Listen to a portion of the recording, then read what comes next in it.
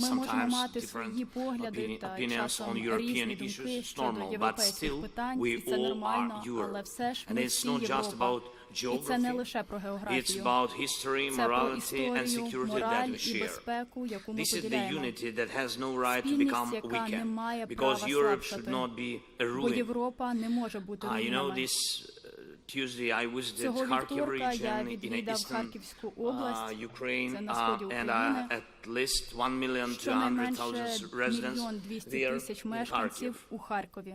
Відстань від міста до кордону з Росією менше, ніж 40 кілометрів, або менше 3 хвилин підльоту ракети С-300, якими російська армія тероризує Харків. Thousands of facilities have already been destroyed by such missiles. Houses, schools, universities, churches, power plants, transport. But Kharkiv, wounded by this terror, shattered by missile debris, is alive. And we are doing everything we can to protect people and keep regular social and economic activities. We are keeping all key institutions working, from government agencies to our education system, in particular in Kharkiv. And most children in the city study online until there is a fully effective air defense system. Children cannot attend schools. But Kharkiv has found a solution. 65 school classes with more than 1,000 children are taught not online, but in the usual way, as in schools in any other your countries, but in the subway, under the ground. School classrooms that are provided with everything children need, furniture, equipment, Wi-Fi, but in the subway, under the ground. It's really, it's 2023, and the subway is the only safe option for the city of 1 million people to bring children together for school. This is what the neighborhood with Russia means, but it is not only our neighborhood, whereas European countries border the terrorist state. And in fact, Russian propagandists and officials talk about them as the next targets of their aggression. Targets. Exactly, that's the word.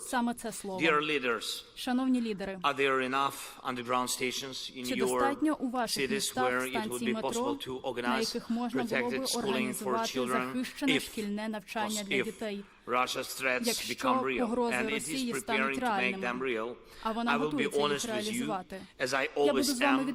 Russia is now considering various scenarios for the coming years.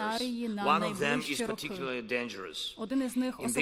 If there is some pause in their aggression against Ukraine, any freezing of the situation, there will be a new critical moment. 2028. If Russia is allowed to adapt now, by the 2028, the Kremlin will be able to restore the military potential that we destroyed, and it will have enough strength to attack the countries in focus of Russian expansion. And in addition to Ukraine, these are definitely the Baltic states and definitely other countries where Russian contingents are present. This is clear information from our intelligence, and we are signaling it directly to you. Russia is trying to free the situation to adapt and learning from its mistakes and preparing to move on. Please remember that the most dangerous enemy is the one who really made conclusions and prepared for the next attack based on, especially on these conclusions. Moscow clearly outlined its ambition to capture more imperial space, to prevent Europe from being a place of free nations and working democracies to break European unity. And war is Russia's basic tool for this, a tool to enslave or to manipulate others.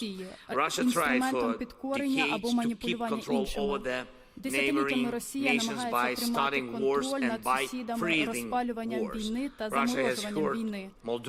Росія завдала болю Молдові, намагалася розчавити та розділити Грузію, дестабілізувати інші частини Кавказу, душить Білорусь,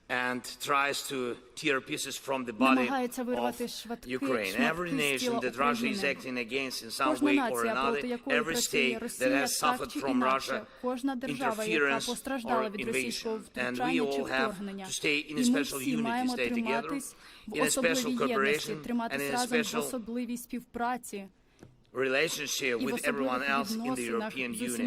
We all need a format of support for the nations whose lives Russia has already tried to destroy, so that the ruin caused by Russia can never spread anywhere else.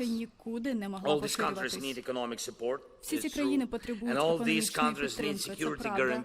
Всі ці країни потребують гарантій безпеки, щоб Росії не було і спокуси спробувати зламати їхній суверенітет іще коли-небудь.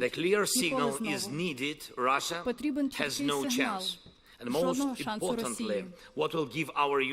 А головне, що дасть нашій з вами єдності повну силу, агресора найбільш надійно нейтралізовує поразка у війні. Саме зараз і саме в Україні у нас з вами є можливість завдати фундаментальні поразки агресії Росії. Ми вже всі разом з вами, з нашими партнерами, ми зробили речі, які багатьом здавалися неможливими. Ми разом відстояли Україну. Європа, як ніколи раніше, незалежна від Росії. Європа дійсно довела, що має право бути світовим центром захисту людської свободи та міжнародного права. І що б не відбувалося в інших частинах світу, які політичні торнадо не переживали наші партнери, Європа має бути сильною. Зараз Європа спостерігає за подіями в Америці, за політичним штормом, який набирає обертів.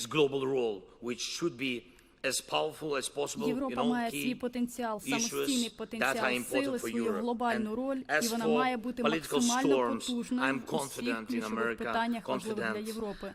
А щодо політичних штормів, я впевнений в Америці, впевнений, це сильні люди, сильне суспільство, сильні інституції, сильна енергія демократії. Нещодавно я був у Вашингтоні, спілкувався з президентом Байденом, спілкувався з конгресменами, обидві партії, обидві палати. Вони абсолютно підтримують захист свободи і розуміють, що Росія та інші вороги нашого з вами способу життя хочуть скористатися наслідками політичних штормів. І ми у Європі маємо бути готові. Америка допомагала нам, допомагала Європі вистояти. І тепер Європі важливо не ховати вітрила від вітру, намагаючись перечекати шторм, а бути разом у цей неспокійний час. Працювати разом, захищати наші цінності та наш спільний зі США простір свободи. Mutual support both in calm times, in times of security challenges and turbulence is the real meaning of the transatlantic partnership. Трансатлантичного партнерства. Дорогі колеги, завдяки Україні ваші солдати не воюють проти Росії прямо зараз. Ми не сумніваємося в силі НАТО. Але я впевнений, ніхто з вас не хоче випробувати, як це буде, якщо, не дай Боже, НАТО доведеться вступити за когось із вас. Ми маємо перемогти в Україні, аби Путін не зміг масштабувати цю агресію на когось іншого. І це реалістично. Тому ключові речі такі. Наша з вами єдність та солідарність усієї Європи має бути непохитною. Єдність всіх 27 країн ЄС, міцність наших спільних правил та угод, твердість здатності Євросоюзу розширятися згідно зі своїми ж основоположними договорами. І я дякую усім з вам, хто дійсно працює заради сили Європейського Союзу. По-друге, не можна дати Путіну дестабілізувати будь-які інші частини світу та наших партнерів, щоб зруйнувати місців Європи. Маємо і надалі тиснути санкціями політично та економічно, щоб Росія не могла поширювати хаос. Присутність Росії, її військових або маріонеток на території будь-якої країни – це загроза усім нам. Я впевнений, ми повинні працювати разом, щоб витіснити Росію з території інших країн. Третє – можливості українських воїнів, ППО в нашій країні, і особливо зараз, перед зимою, зброя в руках наших солдатів, ракети і артилерія, якою ми знищуємо позиції окупантів та звільняємо нашу землю і наші будинки. Кожен російський дрон збитий в Україні, кожен російський танк знищений в Україні. Це гарантія, що цей дрон, цей танк, будь-яка інша знищена в Україні російська зброя не ударить по комусь іншому в Європі. І я дякую вам, кожному з вас, вашим країнам. Дякую за оборонну допомогу. Додаткові системи ППО для України, додаткова артилерія та снаряди, додаткові далекобійні ракети та дрони для наших воїнів, а також додаткові формати підтримки та безпекові гарантії для націй, яким Росія загрожує. Все це убезпечення Європи від подальших агресивних кроків Росії. І для того, щоб у найближчому майбутньому ніде в Європі не було війни, щоб жодне інше місто Європи не відчуло того, що переживають наш Харків та всі міста і села України. У цей час, прямо зараз, у цьому році, в наступному, і передусім в Україні, наша з вами єдність має спрацювати на 100%. Нехай амбіції Путіна будуть руїною, а не наші з вами країни, не наші з вами міста. Діти кожної країни заслуговують на безпеку. І всюди у своїй країні. А не тільки в метро, не тільки в укриттях під землею. Ми повинні зробити це можливим. І ми зробимо це. Ми повинні виграти. Дякую за вашу увагу і за запрошення. Thank you, Volodymyr, for your testimony. And now I give the floor to President Michel. Thank you, dear Prime Minister. Thank you, dear Pedro. First of all, let me thank you for hosting us in such a beautiful location. Thank you for your warm welcome.